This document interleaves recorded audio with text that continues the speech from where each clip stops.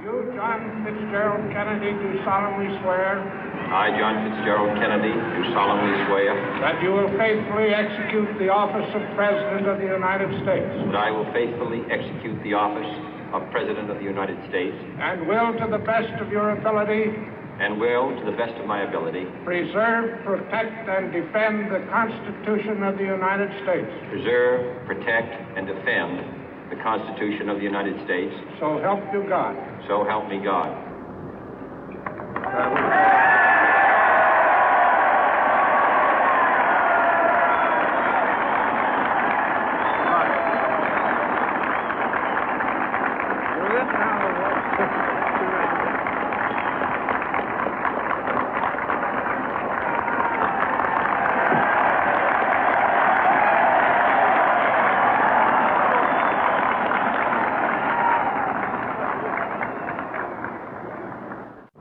Vice President Johnson, Mr. Speaker, Mr. Chief Justice, President Eisenhower, Vice President Nixon, President Truman, Reverend clergy, fellow citizens.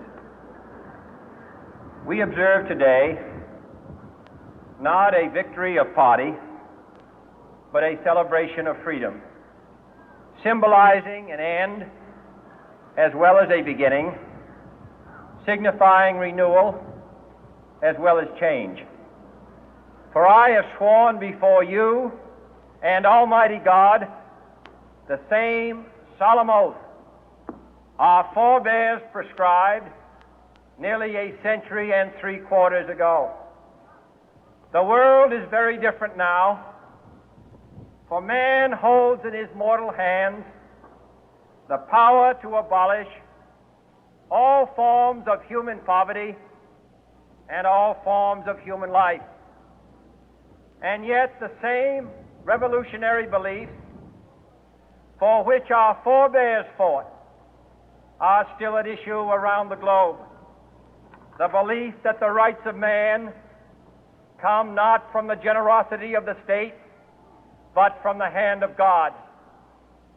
We dare not forget today that we are the heirs of that first revolution. Let the word go forth from this time and place to friend and foe alike that the torch has been passed to a new generation of Americans born in this century, tempered by war, disciplined by a hard and bitter peace, proud of our ancient heritage, and unwilling to witness or permit the slow undoing of those human rights to which this nation has always been committed and to which we are committed today at home and around the world.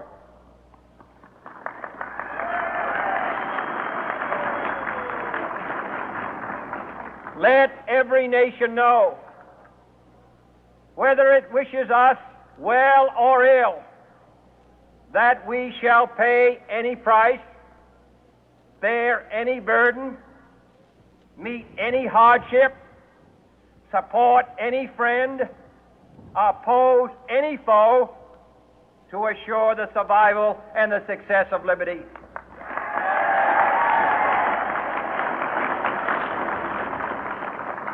This much we pledge and more. To those old allies whose cultural and spiritual origins we share, we pledge the loyalty of faithful friends. United, there is little we cannot do in a host of cooperative ventures. Divided, there is little we can do, for we dare not meet a powerful challenge at odds and split asunder. To those new states whom we welcome to the ranks of the free, we pledge our word that one form of colonial control shall not have passed away, merely to be replaced by a far more iron tyranny.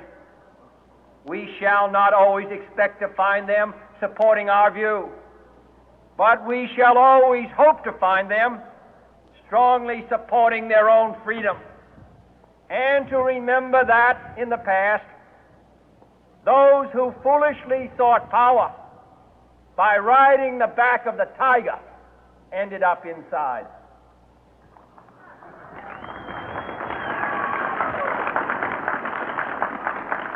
To those people in the huts and villages of half the globe struggling to break the bonds of mass misery, we pledge our best efforts to help them help themselves for whatever period is required, not because the communists may be doing it, not because we seek their votes, but because it is right.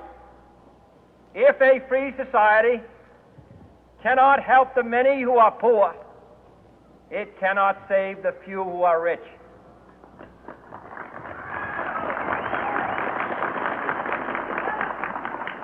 To our sister republics south of our border, we offer a special pledge to convert our good words into good deeds, in a new alliance for progress, to assist free men and free governments in casting off the chains of poverty.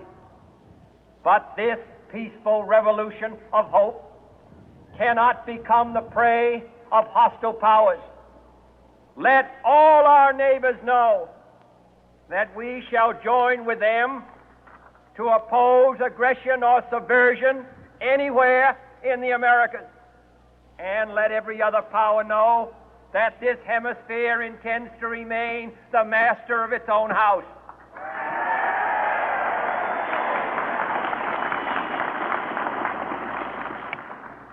To that World Assembly of Sovereign States, the United Nations, our last best hope, in an age where the instruments of war have far outpaced the instruments of peace, we renew our pledge of support to prevent it from becoming merely a forum for invective, to strengthen its shield of the new and the weak, and to enlarge the area in which its writ may run. Finally, to those nations who would make themselves our adversary, we offer not a pledge, but a request that both sides begin anew the quest for peace. Before the dark powers of destruction, unleashed by science, engulf all humanity in planned or accidental self-destruction, we dare not tempt them with weakness, for only when our arms are sufficient beyond doubt can we be certain beyond doubt that they will never be employed. But neither can two great and powerful groups of nations take comfort from our present course, both sides overburdened by the cost of modern weapons, both rightly alarmed by the steady spread of the deadly atom, yet both racing to alter that uncertain balance of terror that stays the hand of mankind's final war. So let us begin anew, remembering on both sides that civility is not a sign of weakness, and sincerity is always subject to proof. Let us never negotiate out of fear, but let us never fear to negotiate.